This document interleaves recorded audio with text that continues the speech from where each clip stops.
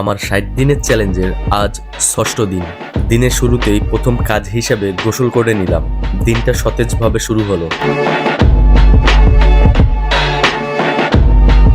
গোসল শেষে সালাত আদায়ের প্রস্তুত নিয়ে শান্তভাবে সালাত আদায় করলাম।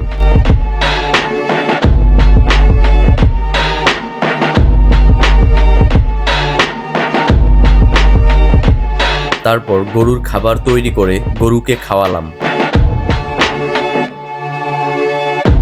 এরপর একটা নতুন জায়গায় এক্সারসাইজ করার জন্য রওনা হলাম। ইটের ভাটা, জায়গাটার পরিবেশ অনেক সুন্দর।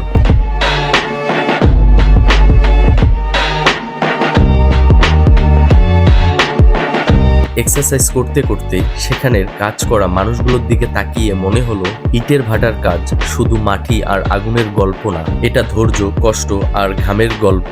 রোদে পুড়ে ধোঁয়ায় দাঁড়িয়ে মানুষ তাদের স্বপ্ন গড়ে।